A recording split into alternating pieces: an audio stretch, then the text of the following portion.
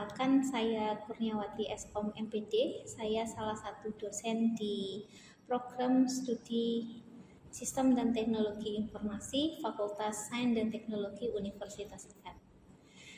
Pada kesempatan hari ini, saya akan membawakan mata kuliah yang biasa saya ampu, yaitu mata kuliah Sistem Basis Data, di mana mata kuliah ini berjalan di semester 2, khususnya pada program studi Sistem dan Teknologi Informasi. Mata kuliah ini membahas konsep dasar sistem basis data yang berperan penting dalam pengelolaan data terstruktur pada sistem informasi. Mahasiswa akan diperkenalkan pada teori, prinsip, dan praktek yang berkaitan dengan perancangan, implementasi, dan pengelolaan basis data.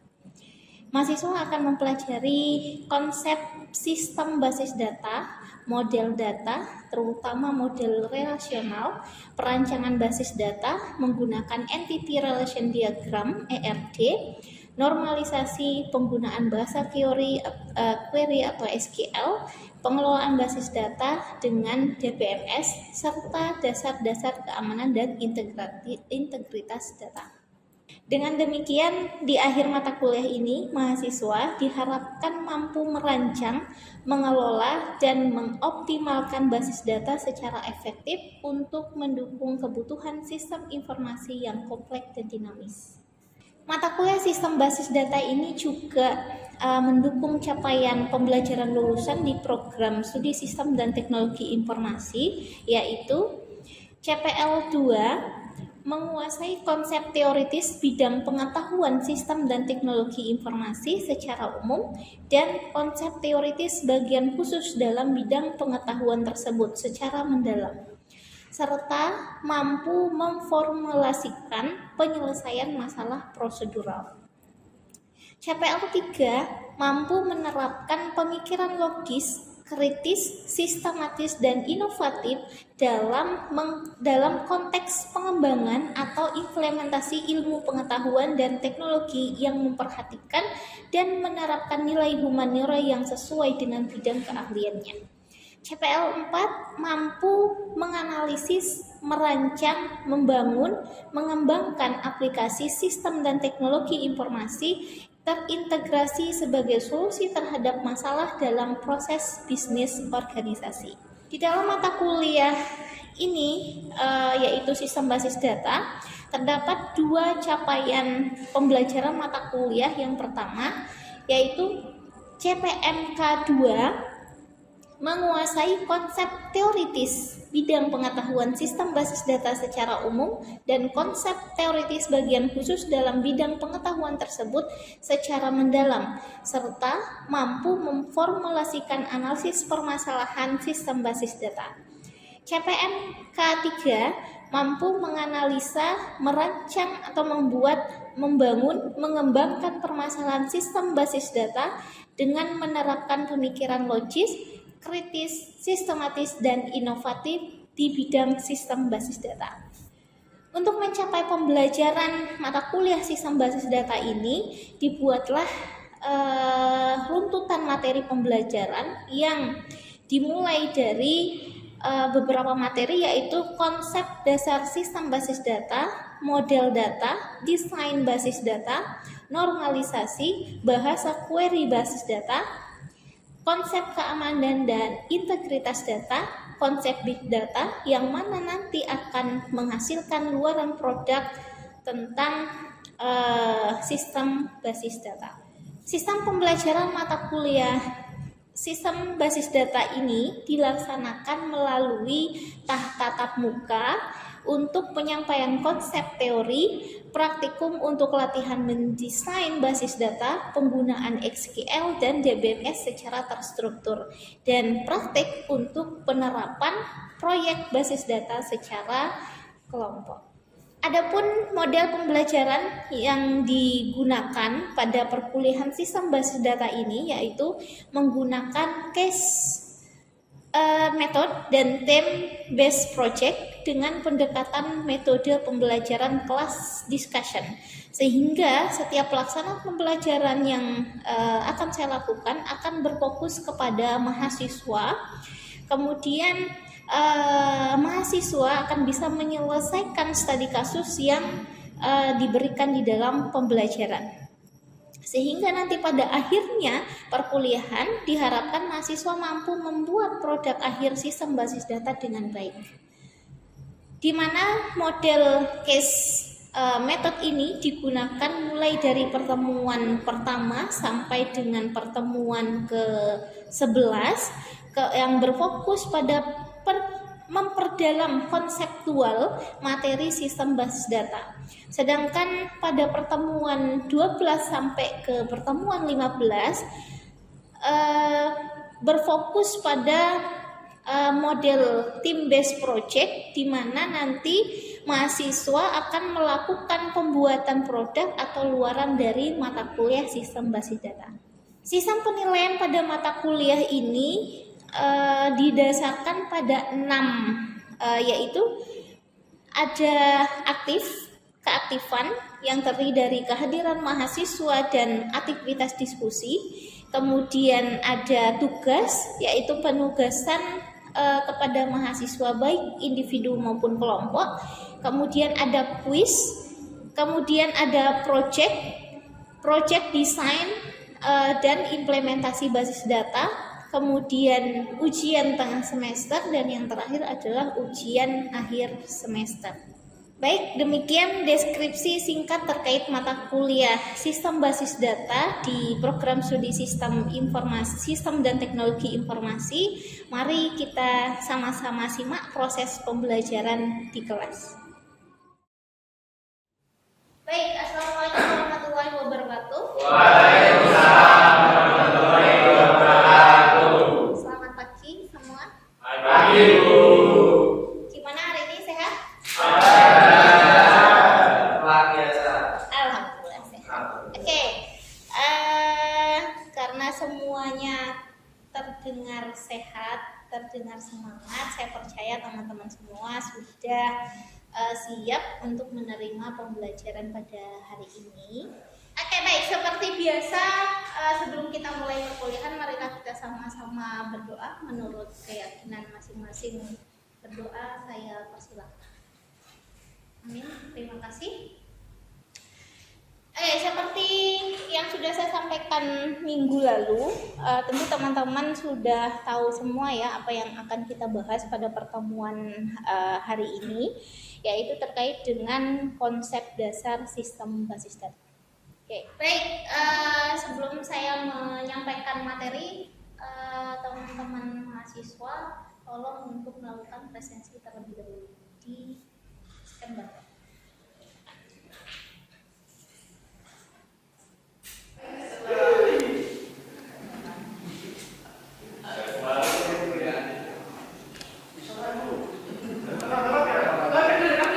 Baik, terima kasih. Oke, saya lanjutkan. Tujuan pembelajaran dari konsep sistem basis data yang pertama adalah teman-teman mahasiswa memahami pengertian dan tujuan sistem basis data. Kemudian yang kedua adalah mengenal komponen utama dalam sistem basis data, memahami model data relation dan struktur tabel menggunakan perintah dasar SQL, dan yang terakhir adalah menyadari pentingnya suatu keamanan dan integrasi data di dalam sistem basis data. Oke, di mana pokok dan subpokok pembahasan dalam pertemuan pada hari ini, pokoknya adalah konsep dasar sistem basis data, di mana subpokok pembahasan yang akan kita bahas yaitu yang pertama adalah dari definisi sistem basis data, kemudian tujuan sistem basis data, komponen utama sistem basis data, model data, normalisasi, operasi dasar SQL, dan keamanan dan integrasi data. Oke, baik. Untuk referensi yang saya gunakan sudah saya sampaikan juga minggu lalu ya. Ada bukunya Abraham, ada edisi yang ke-8 Untuk link bukunya sudah saya masukkan di dalam slide, nanti tinggal kalian tunggu. Oke. Selanjutnya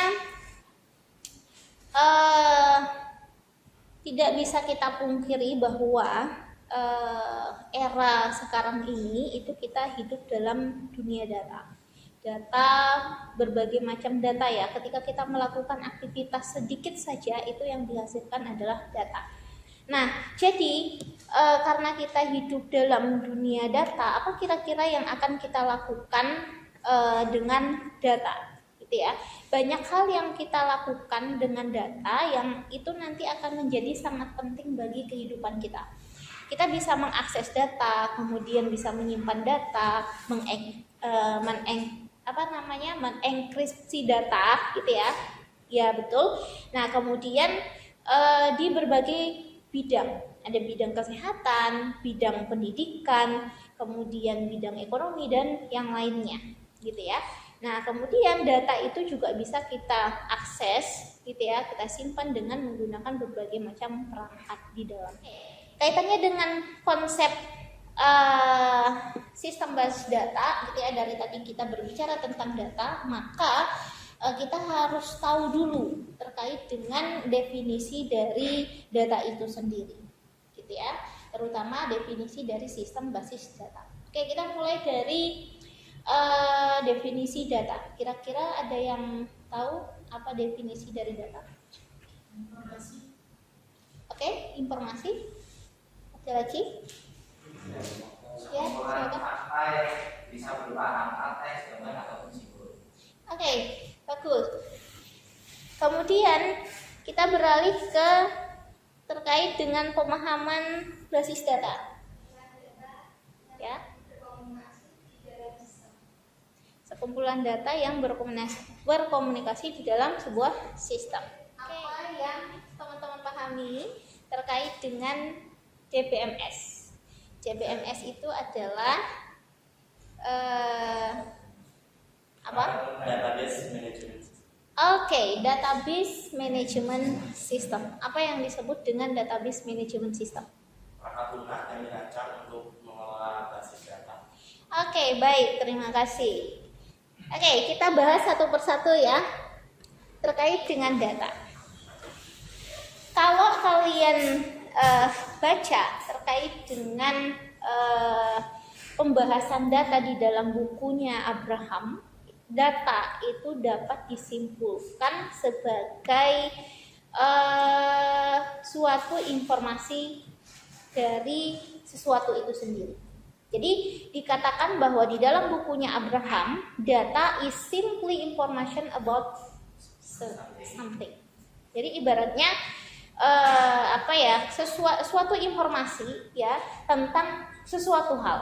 Contohnya misalnya tentang mahasiswa, gitu ya. Mahasiswa itu memiliki banyak data. Nah, mahasiswa data itu merupakan fakta mengenai suatu objek atau suatu kejadian yang nanti dapat dicatat dan disimpan, gitu ya. Nah, jadi ada beberapa tadi teman-teman sudah menyampaikan bahwa data itu fakta, data itu informasi, betul, gitu ya.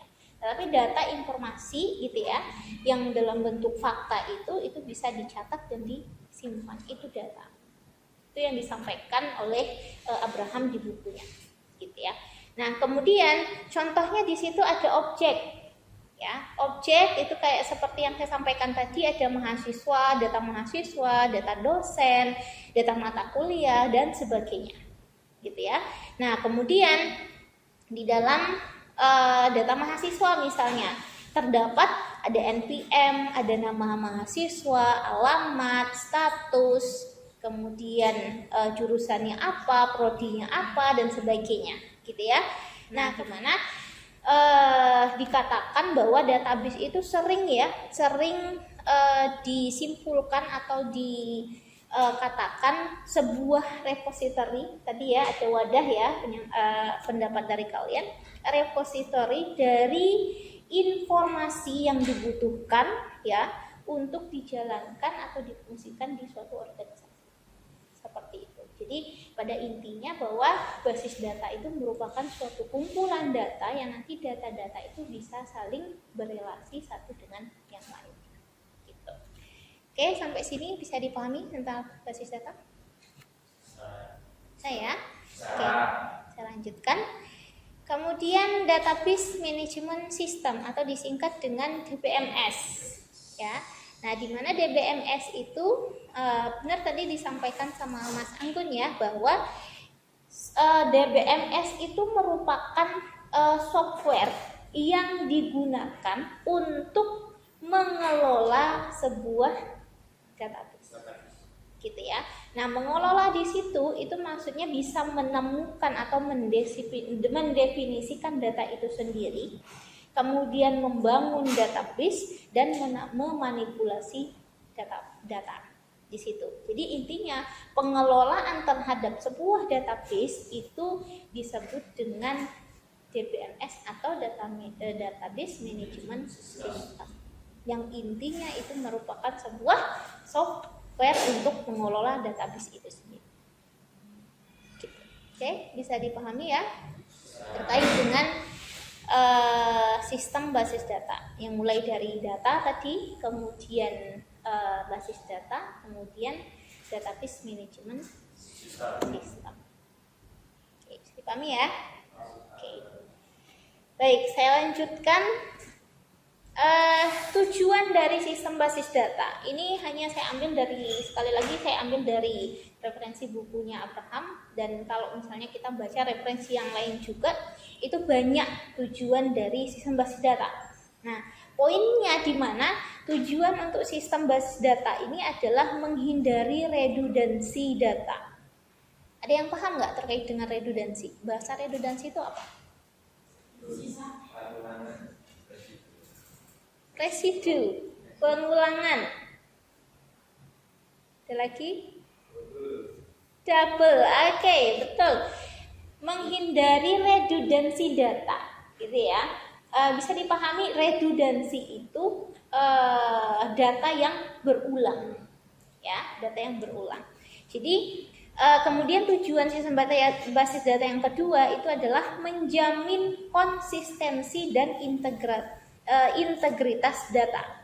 Kemudian yang ketiga adalah mempermudah akses, gitu ya, dan pengelolaan data. Dan yang keempat adalah mempercepat pengambilan keputusan dan meningkatkan efisiensi operasional.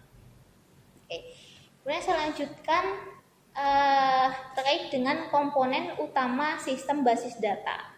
Nah, tadi sudah kita ketahui bahwa data itu informasi yang disimpan dalam bentuk digital. Ada perangkat lunak yang digunakan. Tadi sudah kita bahas, yaitu DBMS, gitu ya. Contohnya ada MySQL, kemudian PostgreSQL, Oracle, dan sebagainya, gitu ya. Nah, kemudian di dalam komponen utama sistem basis data itu juga diperlukan yang namanya pengguna, teman-teman. Nah, jadi pengguna ini bisa jadi admin, gitu ya, kemudian atau developer atau programmer, atau pengguna akhir atau end user, di mana tujuannya nanti untuk mengetahui siapa saja yang berperan, gitu ya, yang berperan apa di dalam pengelolaan basis data itu, sehingga muncullah pengguna di dalam komponen utama dari sistem basis data, gitu. Nah, kemudian di dalam komponen tersebut, gitu ya, selain pengguna juga ada yang namanya prosedur. Nah, prosedur ini merupakan aturan dan kebijakan dari pengelolaan data. Oh, ini siapa saja nih yang bisa mengakses? Nah, prosedurnya nanti akan seperti apa? Aturannya untuk bisa mengakses ke sistem basis data seperti apa? Ibaratnya SAP lah ya, terkait dengan prosedur. Itu yang ada di dalam komponen utama sistem basis data. Oke, sampai sini bisa dipahami? Saya? Oke. Kemudian terkait dengan model data relasional. Nah, model relasional itu merepresentasi data dalam bentuk tabel atau relasi. Nah, komponennya seperti apa? ada komponen dari tabel yang ada. Misalnya di situ dicontohkan ada tabel dosen, ada tabel mahasiswa. Itu komponennya. Gitu ya. Itu sebuah entitas, atribut dan sebagainya. Nah, kemudian ada juga yang kaitannya dengan kardinalitas. Artinya hubungan ya antara, misalnya di situ dicontohkan di sini kardinalitas, hubungan antara satu dosen itu bisa membimbing banyak mahasiswa. Misalnya seperti itu. Nah, di dalam kardinalitas itu ada nanti akan kita bahas di pertemuan selanjutnya ya, nanti ya ada pembahasan lanjutnya. Itu nanti ada hubungan kardinalitas one to one, one to many, gitu ya, many to one atau many to many. Nah, itu kaitannya dengan kardinalitas. Kemudian nanti kita akan praktekkan selanjutnya ya. Oke, baik. Kemudian pembahasan lanjutan yaitu adalah terkait dengan normalisasi. Nah, di dalam normalisasi itu teknik logical design dalam sebuah sistem basis data yang mengelompokkan atribut dari berbagai entitas dalam suatu relasi, sehingga nanti itu membentuk struktur relasi yang baik tanpa redundansi atau pengulangan data, serta sebagian besar ambiguity, data yang ambigu gitu ya, bisa dihilangkan. Artinya tidak hanya ambigu saja ya, kalau misalkan nanti datanya kurang diperlukan, maka bisa dihilangkan di dalam normalisasi data. Nah, SQL itu kita gunakan di dalam sistem basis data. Ini di mana SQL itu merupakan bahasa standar untuk mengakses dan mengelola basis data. Jadi kita perlu tidak hanya bahasa pemrograman ya, tapi di dalam sistem basis data itu juga memiliki suatu bahasa yang untuk kita gunakan dalam mengakses dan mengelola sistem basis data itu. Ada keamanan dan integritas data. Nah, tujuannya kaitannya dengan keamanan dan integritas data, itu tujuannya adalah menjaga kepercayaan pengguna dan keberlangsungan dari sebuah sistem. Artinya gimana? Nah, dari keamanan data itu tujuannya dan urgensinya itu keamanan data dalam sistem basis data adalah untuk melindungi data dari akses tidak sah. Artinya apa? Ya, supaya data-data yang kita simpan itu tidak sembarang orang untuk bisa mengakses ya. Dan yang namanya kita membuat sebuah sistem, gitu ya. Sistem apapun itu. Nah, jadi yang paling penting ya, yang paling penting kita pikirkan adalah bagaimana keamanan datanya. Oke, baik. Sampai sini ada yang mau ditanyakan teman-teman?